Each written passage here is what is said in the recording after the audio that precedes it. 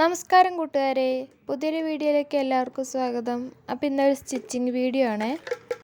ഇതിനു മുമ്പ് നമ്മളൊരു ഹാൻഡ് എംബ്രോയിഡറി ചെയ്തിട്ടുണ്ടായിരുന്നില്ലേ നെക്കിൽ, അതിൻ്റെ മെറ്റീരിയലാണ് ഇത് കേട്ടോ. നമ്മൾ ആദ്യം കട്ട് ചെയ്തിട്ടാണ് നമ്മൾ ഹാൻഡ് എംബ്രോയിഡറി ചെയ്തിട്ടുണ്ടായിരുന്നത്. അപ്പോൾ കട്ടിങ്ങിൻ്റെ വീഡിയോ ആണിത്. നമ്മൾ ആദ്യം തന്നെ കഴുത്താണ് അളവെടുക്കണത്. അളവുകളെല്ലാം നമ്മൾ ലൈനിങ്ങിലാണ് കേട്ടോ ആദ്യം തന്നെ കട്ട് ചെയ്യണത്. എന്നിട്ടാണ് നമ്മൾ മെറ്റീരിയലിലേക്ക് കട്ട് ചെയ്തെടുക്കണത്. ലൈനിങ് നമ്മൾ രണ്ടായിട്ട് മടക്കിയിട്ടിട്ട് 5 ഇഞ്ച് ലെങ്ത്തും 2.5 ഇഞ്ച് വിഡ്ത്തുമാണ് എടുത്തിട്ടുള്ളത്. അത് ഇതുപോലെ ഒന്ന് മാർക്ക് ചെയ്ത് സ്ക്വയർ ചെയ്തിട്ട് നമ്മൾ റൗണ്ട് നെക്ക് ചെയ്തിട്ട് താഴത്തേക്ക് ചെറുതായിട്ടൊരു കുനിപ്പ് പോലെ ഇങ്ങനെ ഇട്ട് കൊടുക്കുകയാണ് ചെയ്തിട്ടുള്ളത് കേട്ടോ. അതേപോലെ തന്നെ ഷോൾഡർ നമുക്ക് 3 ഇഞ്ചാണ് വേണ്ടത്. തയ്യൽ തുമ്പും കൂട്ടിയിട്ട് 3.5 ഇഞ്ച് എടുത്തിട്ടുണ്ട്. കൈക്കുഴി നമുക്ക് 7 ഇഞ്ച് എടുത്തിട്ടുണ്ട്. അതേപോലെ തന്നെ നമ്മുടെ ചെസ്റ്റ് റൗണ്ട് എത്രയാണോ അതിനനുസരിച്ച് അവിടെ മാർക്ക് ചെയ്ത് കൊടുത്തിട്ട് ഇതുപോലെ കൈക്കുഴി ഒന്ന് കുനിച്ച് വരച്ചു കൊടുക്കുക. പിന്നെ ബാക്കിയൊക്കെ നമ്മളുടെ അളവിനനുസരിച്ചിട്ട് കട്ട് ചെയ്തെടുക്കുകയാണ് ചെയ്യണത് കേട്ടോ. അതേപോലെ വരച്ചെടുക്കുകയാണ് ചെയ്യണത്.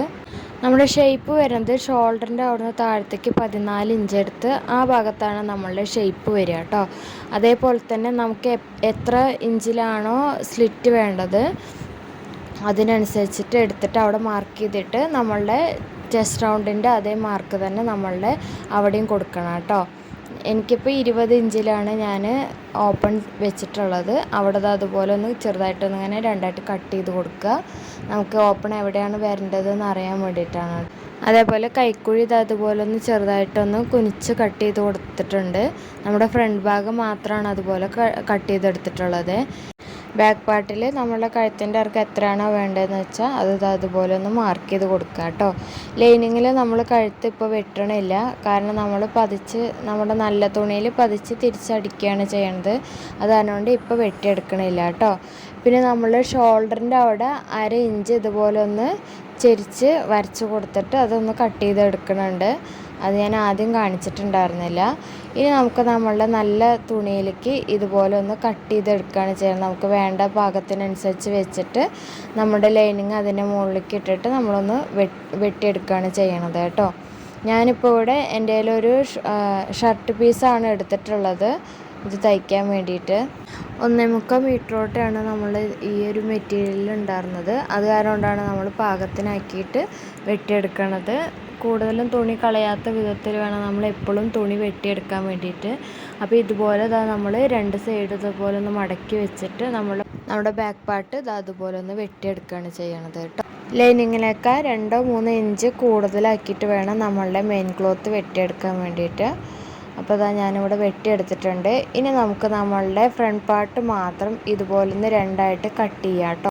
നമ്മുടെ എംബ്രോയ്ഡറി ചെയ്യാൻ വേണ്ടിയിട്ട് ഞാൻ 14 ഇഞ്ചാണ് ഫ്രണ്ട് പാർട്ടിൻ്റെ എടുത്തിട്ടുള്ളത്. അത് ഇതുപോലെ നമ്മളുടെ മെയിൻ ക്ലോത്തിൻ്റെ അവിടുന്ന് ഇതുപോലെ ഒന്ന് വെച്ച് കൊടുക്കുക. 1/2 ഇഞ്ച് തയ്യൽ തുമ്പും കൂടി കൂട്ടിയിട്ട് വേണം നമ്മളെ മെയിൻ ക്ലോത്തിൽ വെട്ടിയെടുക്കാൻ വേണ്ടിയിട്ട്. അപ്പോൾ ഈ താഴെയുള്ള ഭാഗം മാത്രമാണ് ഇപ്പം അതുപോലെ ഇങ്ങനെ വെട്ടിയെടുത്തിട്ടുണ്ട്. ഇനി നമുക്ക് ഇതേപോലെ തന്നെ അതിന് മുകൾ ഭാഗം വെട്ടിയെടുക്കാം കേട്ടോ. ഞാനിവിടെ ലൈനിങ് വെട്ടണില്ല, അതിന് പകരം നമ്മളുടെ മെയിൻ ക്ലോത്തുകൾ മാത്രമാണ് ഇതുപോലെ വെട്ടിയെടുത്തിട്ടുള്ളത്. ഇനി നമുക്ക് നമ്മളുടെ കൈ വെട്ടിയെടുക്കാം. തുണി കുറവായതുകൊണ്ട് ഞാൻ ചെറിയ കൈയാണ് ഇതിൽ വയ്ക്കാൻ പോകുന്നത്. 5 ഇഞ്ച് ലെങ്ത്തിലുള്ള കൈയാണ് കേട്ടോ വെട്ടണത്. അതിനായിട്ട് തുണി 4ആയിട്ട് മടക്കിയിട്ടിട്ടുണ്ട്. ലെങ്ത്ത് 5 ഇഞ്ചും വിഡ്ത്ത് 11 ഇഞ്ചുമാണ് എടുത്തിട്ടുള്ളത്. അതിൽ താഴ്ഭാഗത്ത് 2.5 ഇഞ്ച് ഇതുപോലെ ഒന്ന് അളവെടുത്തിട്ട് ഇതുപോലെ ഒന്ന് ചെറുതായിട്ടൊന്ന് കുഴിച്ച് കൊടുക്കണം, നമ്മുടെ സാധാ കൈ പോലെ തന്നെ. എന്നിട്ട് നടുഭാഗത്ത് ഇതുപോലെ ഒന്ന് കട്ട് ചെയ്ത് കൊടുക്കുന്നുണ്ട് കേട്ടോ. അപ്പോൾ നമ്മുടെ കട്ടിങ് എല്ലാം കഴിഞ്ഞു. ഇനി സ്റ്റിച്ചിങ് ആണ്.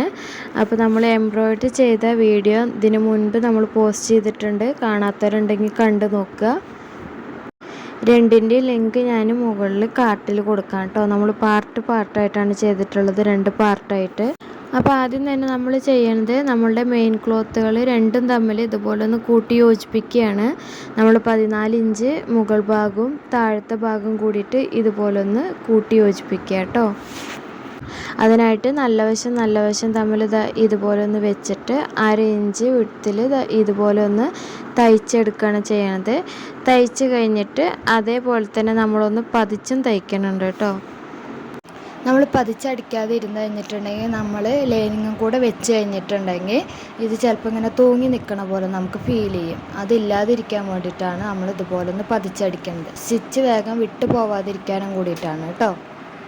ഇനി നമുക്ക് നമ്മളുടെ കഴുത്ത് അടിക്കാം കേട്ടോ. കഴുത്ത് ഞാൻ ഇതിൽ തന്നെ വെച്ചിട്ട് പതിച്ചടിക്കുകയാണ് ചെയ്യേണ്ടത്. നമ്മുടെ ലൈനിങ് നമ്മൾ ഈ കഴുത്തിൻ്റെ അതേപോലെ വെച്ചിട്ട് നമ്മൾ ആദ്യം മാർക്ക് ചെയ്തിട്ടുണ്ടായിരുന്നില്ലേ, അത് ഇതേപോലെ തന്നെ വെക്കുക. ചെരിഞ്ഞ് പോവാത്ത പോലെ നേരെ വെച്ച് കഴിഞ്ഞിട്ട് വേണമെങ്കിൽ നമുക്കൊരു പിന്നൊക്കെ അവിടെ കുത്തി കൊടുക്കാം കേട്ടോ. ഞാനിപ്പോൾ അതൊന്നും ചെയ്യണില്ല. എന്നിട്ട് നമ്മൾ നോക്കി ഇതേപോലെ ഒന്ന് നമ്മൾ അതേ ഷേപ്പിലൊന്ന് അടിച്ചെടുക്കുകയാണ് ചെയ്യണത്. കടയിൽ നിന്ന് വാങ്ങിക്കുന്ന റെഡിമെയ്ഡ് ടോപ്പ് പോലെ തന്നെ നമുക്ക് വീട്ടിൽ കുറഞ്ഞ ചിലവിൽ ചെയ്തെടുക്കാനായിട്ട് പറ്റും കേട്ടോ. ഇതുപോലത്തെ കുറച്ച് നൂലും പിന്നെ ചെയ്തെടുക്കണം എന്നുള്ള നമ്മളുടെ ഒരു ആഗ്രഹം കൂടിയിട്ടാണ് ഇതിൽ വേണ്ടത്. കുറച്ച് മടിയൊക്കെ മാറ്റി വെച്ചിട്ടുണ്ടെങ്കിൽ തയ്യൽ അറിയാത്തവർക്ക് പോലും എളുപ്പം തന്നെ വീട്ടിൽ തന്നെ ഇതുപോലത്തെ ടോപ്പുകളൊക്കെ ചെയ്തെടുക്കാം കേട്ടോ. അപ്പോൾ നമ്മുടെ കഴുത്ത് ഇതുപോലെ ഒന്ന് തയ്ച്ചെടുത്തിട്ടുണ്ട്. എന്നിട്ട് നോക്കുകയാണ് നമ്മളുടെ കയ്യിൽ തയ്യലിൻ്റെ കൂടെ തന്നെ എന്തെങ്കിലും സ്റ്റിച്ച് പോയിട്ടുണ്ടോ എന്നുള്ളത് നോക്കുക. അത് കഴിഞ്ഞിട്ട് നമ്മളിതാ ഇതുപോലെ ഒരു 1/4 ഇഞ്ച് വിട്ടിൽ ഇതുപോലെ ഒന്ന് വെട്ടിയെടുക്കുകയാണ് ചെയ്യണേ. എന്നിട്ട് ചെറുതായിട്ട് ഇതുപോലെ ഒന്ന് കട്ട് ചെയ്ത് കൊടുക്കുക കേട്ടോ. നമ്മൾ മറയ്ക്കുമ്പോൾ നല്ല രീതിക്ക് ഷേപ്പിൽ തന്നെ വരാൻ വേണ്ടിയിട്ടാണ് നമ്മൾ ഇതുപോലെ ഒന്ന് കട്ട് ചെയ്ത് കൊടുക്കണത്. നമ്മുടെ തയ്ച്ചേ കൂടെ കട്ട് ചെയ്യാതിരിക്കാൻ പ്രത്യേകം ശ്രദ്ധിക്കണം. എന്നിട്ട് ഇത് അതുപോലെ ഒന്ന് ആക്കിയിട്ട് അയൺ ചെയ്യണം എന്നുള്ളവർക്ക് ചെയ്തെടുക്കാം. ഞാൻ ചെയ്തെടുക്കണില്ല. ഇനി അതോടെ മാറ്റി വെച്ചിട്ട് നമ്മളുടെ ബാക്ക് കഴുത്താണ് ഇനി ചെയ്തെടുക്കണത്. നേരത്തെ ചെയ്ത അതേപോലെ തന്നെ നമ്മൾ ചെയ്തെടുക്കുകയാണ് ചെയ്യണത്. നമ്മുടെ വീഡിയോ ലെങ്ത് ഇല്ലാതിരിക്കാൻ വേണ്ടിയിട്ടാണ് കേട്ടോ ഈ ഭാഗങ്ങളൊക്കെ ഞാൻ സ്പീഡിൽ ഇതുപോലെ ഒന്ന് ചെയ്തെടുക്കണത്. പിന്നെ നമുക്കിത് അറിയണ കാരണം കൊണ്ടാണ് നേരത്തെ കാണിച്ചതേപോലെ തന്നെയാണ് നമ്മൾ ചെയ്തെടുക്കണത്.